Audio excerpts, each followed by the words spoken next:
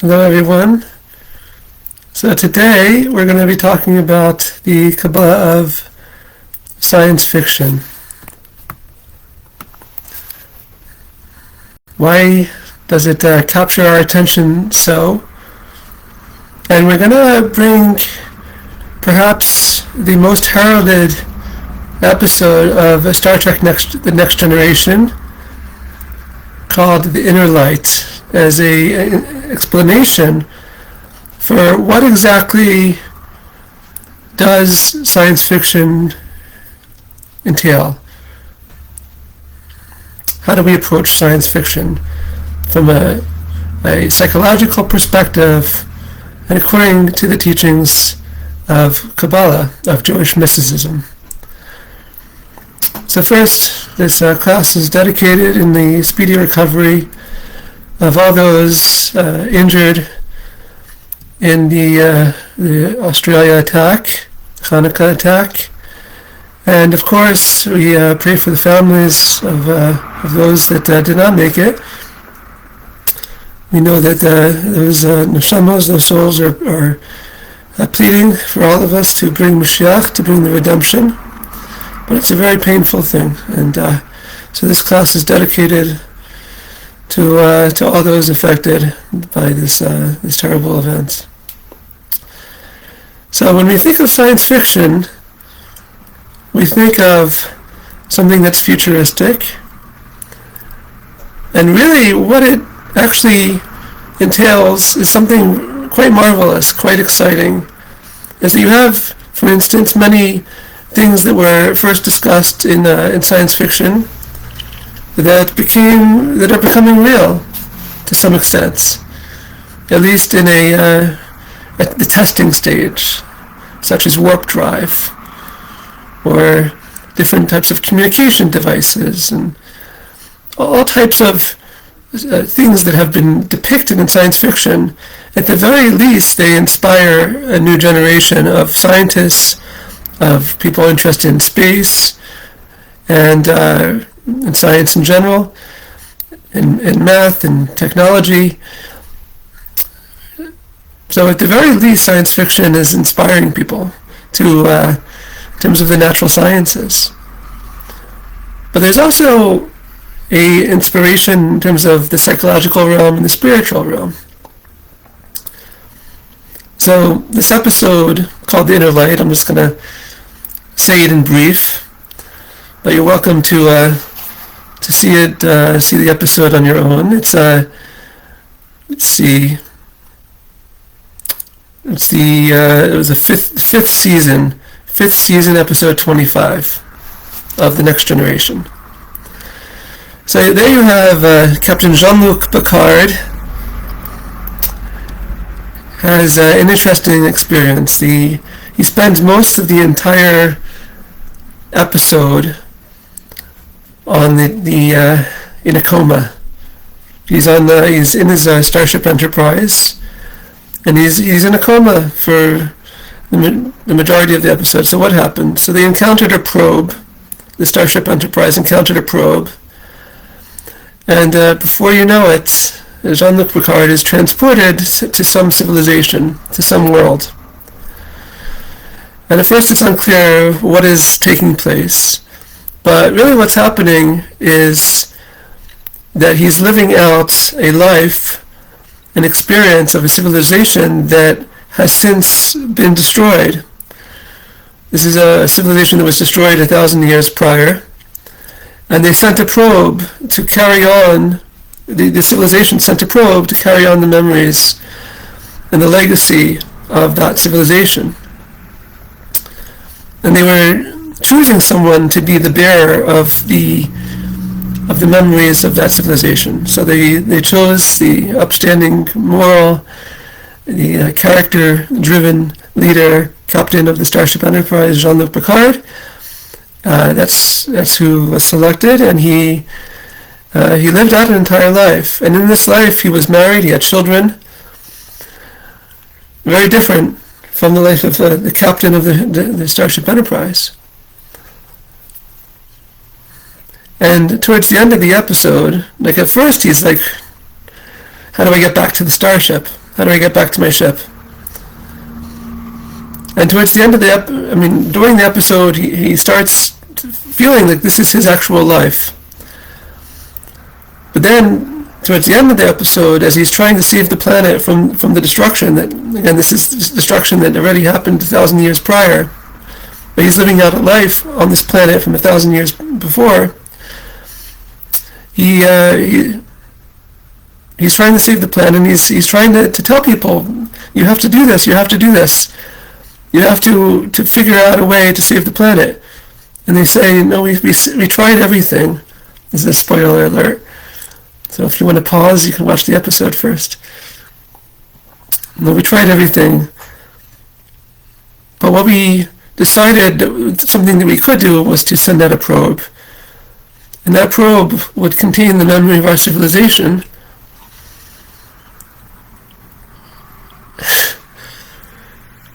And it became apparent that probe that they had sent out was what had brought Jean-Luc Picard to the planet to begin with. And all these people that had since passed, that he met when he first got there, including his own wife on this planet, were there in that final scene. All the characters of the play,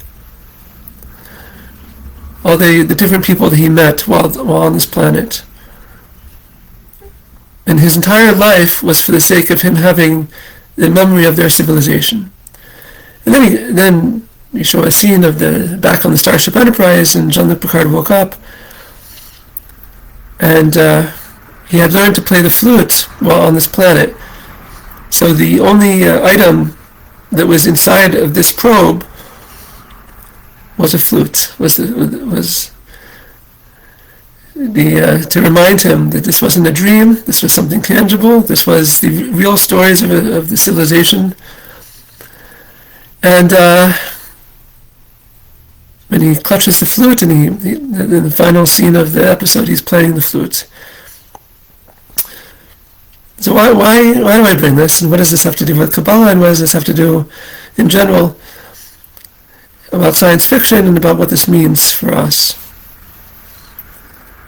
So first of all, many people consider this not only the best episode of Star Trek Next Generation, but maybe of the entire Star Trek franchise. And in some ways, maybe it's the most powerful story in all of science fiction in some ways. And why is that? So on December 19th, we just had the 3I Atlas, this comet that came relatively close, still many millions of miles away from Earth, but the closest as it was going to come to Earth. It passed by Earth. And this comet was doing very strange things. All these anomalies, last I checked, it was 14 or 15 anomalies. And the mainstream opinion of physicists and scientists is that this is a comet. But the minority said, well, hold on. Maybe this is something futuristic. Maybe it's alien technology. Maybe it's some futuristic technology. And we'd like to suggest that what Kabbalah brings to the mix, Jewish mysticism, and what a very deep understanding of psychology brings to shed light on any news topic, any headline, is that it's a matter of perspective. That is it a comet, or is it technological, relates to something deeper? So if we go back to this Star Trek Next Generation episode, Inner Light, so we have two lifetimes. We have Jean-Luc Picard, who is the hero of the series that many people, most of us know him as the captain of the Starship Enterprise. Someone who took his job seriously, did not have a family, at least doing the running of the show, maybe afterwards on the vineyard of France. But while he was the captain, he was busy being a captain. And then you have this life where he gets married and has children. And to bring it home, even his son in real life played his son in this episode, so that for Patrick Stewart, the person who played Jean-Luc Picard, this was a very special episode to him because of that.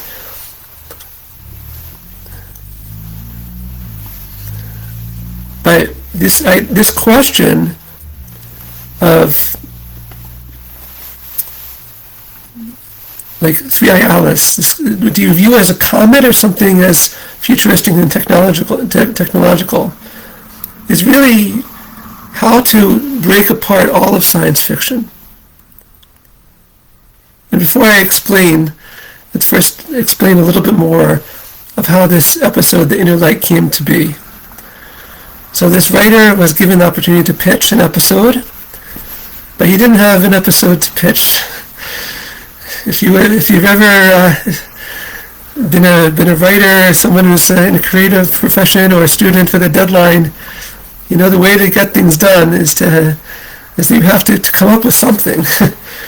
So there he's looking out of the window of his toddler daughter's room, and he sees an advertising blimp, and he imagines to himself, hundreds of years from now, maybe this advertising blimp is some type of future technology, and maybe it contains memories. And that's how it started. Maybe it's there to upload, to download, to share memories. And that's how he got the idea, ultimately, in collaboration with other writers and other people on the show, that this was to be a probe, this advertising blimp that he saw outside of his daughter's window when she was a toddler was going to be an alien probe of a civilization that has since been destroyed for 1,000 years. And it was to carry on, they sent this probe to carry on the memory of that civilization. The interesting thing also is that when he's sharing, when the writer is sharing this, how he got the idea for this episode, Inner Light, he said that his daughter was recently married a few months prior. So there you have a full kind of coming of age, where he was looking out his daughter's window when she was a toddler, and as he's talking about how the idea for this episode first came about, she was married for several months already. So that's an interesting thing. And also Patrick Stewart, we mentioned, Jean-Luc Picard, his actual son in real life played his son in this episode. So you see a lot of real life components to the episode itself, which is very interesting.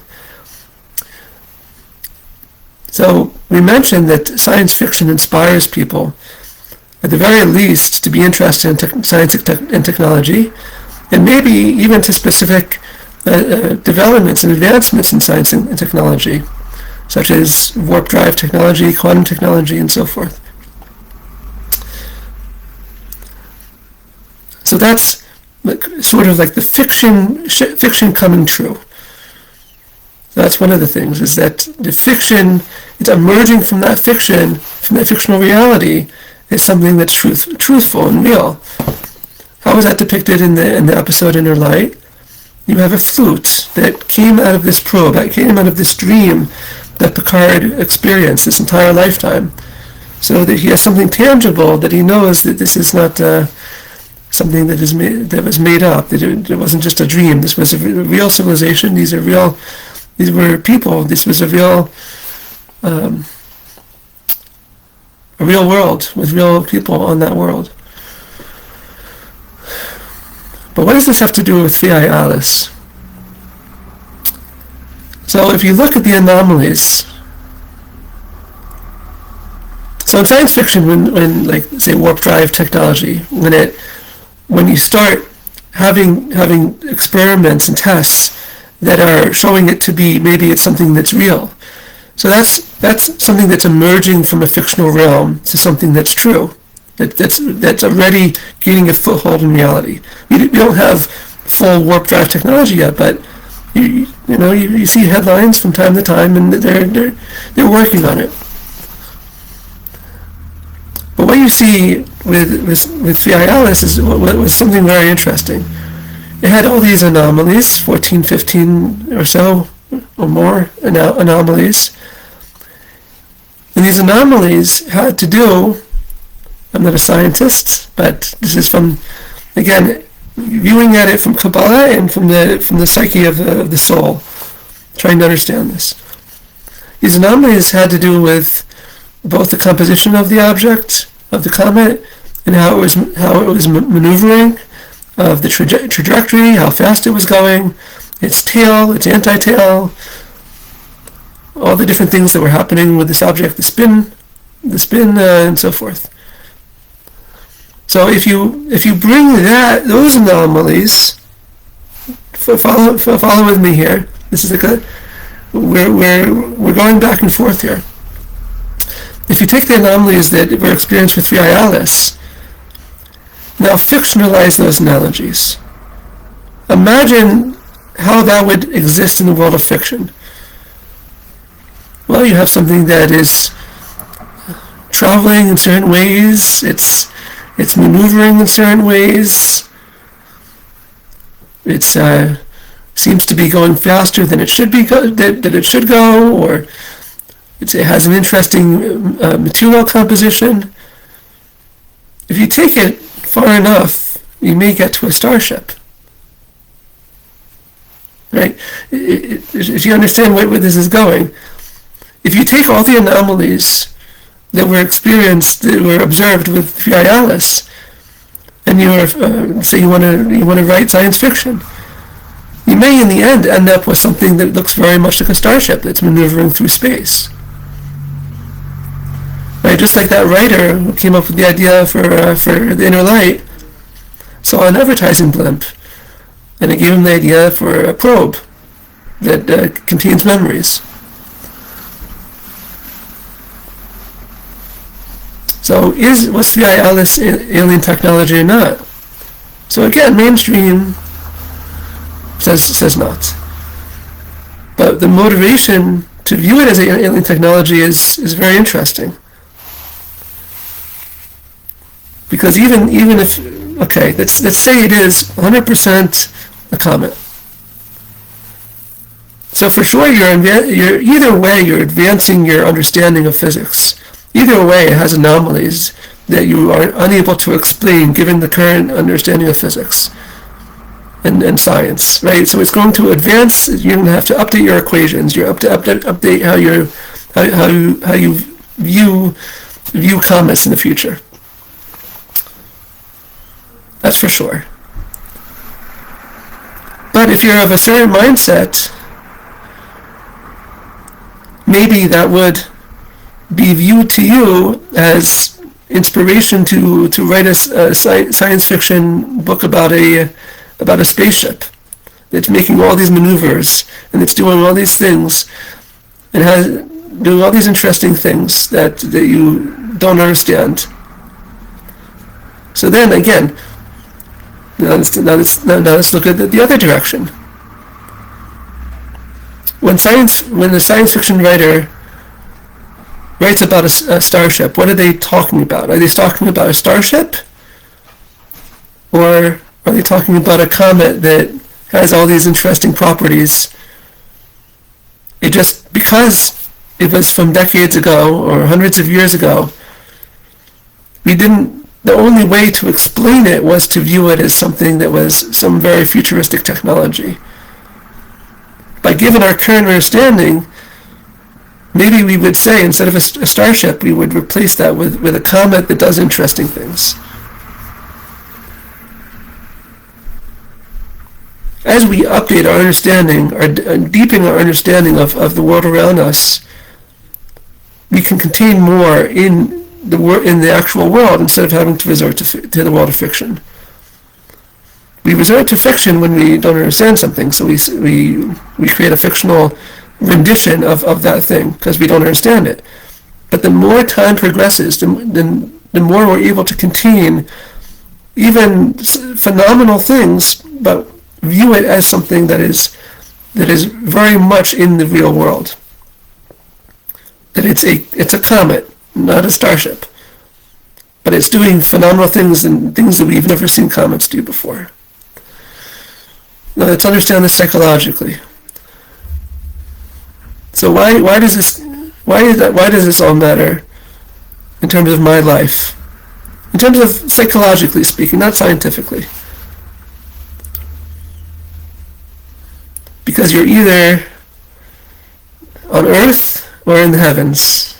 You're either practical, you're living a life on a planet, or your head's either in the clouds or the heavens or in space, or you're journeying through the cosmos, at least with your imagination, with your thoughts. So if you're journeying through space, through the great void of space, there's always new frontiers of space where no one has gone before, always exploring more. So what's important if you're the captain of that spaceship? The important thing, according to Kabbalah, is to realize that there's also a moral dimension. That you have space and you have time, but you also are progressing in your character. So there's a lot about character development in Star Trek Next Generation. A lot of these conversations about what is humanity and what's the nature of humanity are borne out between Jean-Luc Picard, the captain of the Starship Enterprise, and this android Data. This android named Data. But he was a role model. Jean-Luc Picard was a role model for many people in that generation that grew up with Star Trek The Next Generation. So what's important if you are viewing if you have a spaceship? Why is that important? According to Kabbalah, that you're highlighting the fact that you also need the moral dimension. You also are traveling through the moral dimension. It's not enough to travel through space and time. You also have to be developing your character. You also have a story arc. You're also progressing as a person. Like we're reading about the life of Joseph in the Bible, in the Torah. He started off as immature, and by the end of it, effective king of Egypt. So developing as a person, maturing as a person. So that was the one life that as the captain of the Starship Enterprise, as this moral figure who's traveling through space and also developing his morality and sharing that with others. But then there's also the family man, right? He's the alternate lifetime that he was living on the planet of this civilization was he raised a family. He had a wife, children.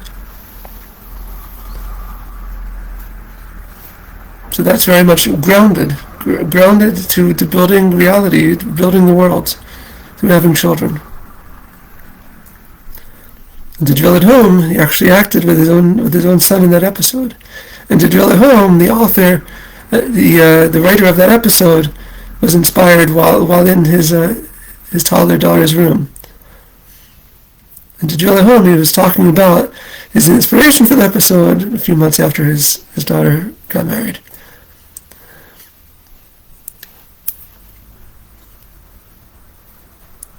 So people that view that this is just a comet, it's not a spaceship, it's just a comet, we just need to update our laws, they're very grounded in the world.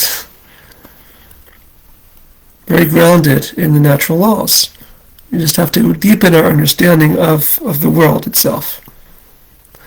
So again, psychologically, according to Kabbalah, what is, and this is how we can approach science fiction. Again, with Fiat Alice, you have these two approaches. The mainstream approach, which is this is just a comet, and you just have to update your understanding, perhaps, about what comets do. And the other approach, that this is futuristic. This is a spaceship of some sort. But again, if you're saying that, then you have a sense that there's a moral dimension, because a spaceship the thing that captures people's imagination over the decades is if you have a spaceship, then you have people on the spaceship, and you have the interplay. You have the morality and the humanity being born out of that interaction with the captain and with the entire crew. So if you're viewing it as a technological spaceship, then you're viewing it, whether with aliens or humans, it doesn't make a difference. You're saying that there's a moral element to this story. And if you're saying that this is just a comet, then you're saying you have to update the laws of nature. You're earthbound, but you have to update the laws of nature. So then again, how do we view science fiction? The same way. So either it starts off as fiction, and then it becomes real over time. Like things are popping up in science. Oh, now they're testing out warp drive. So it started off as fiction, and then maybe things become real. I once did an article. I counted maybe like 18 things at the time that, to some extent, have become "quote unquote" real to some extent from Star Trek. That was like 15 years ago. So maybe we're more than 18 right now. So that's from fiction to fact. But there's another way that it goes from fiction to fact, and that's in the images and the symbolism of science fiction itself, like a starship. Do you realize what do we gain by symbolically representing things as starships? What are we to gain from that? So our encounter with Faialis is a very, very important lesson in what does it mean to that things are symbolic. That when we're writing something like a starship, it's symbolic of something. But what is it symbolic of? And it's very maybe hard initially to find that out. But then we have examples from the real world that teach us, hey, maybe this is what a starship is symbolic of. That we also are traveling through a moral dimension. And if maybe we're focused not on how the probe works, like the episode The Inner Light doesn't talk about how the probe works. It's all about the moral dimension. The traveling through the moral dimension of our lives, of progressing throughout our lives.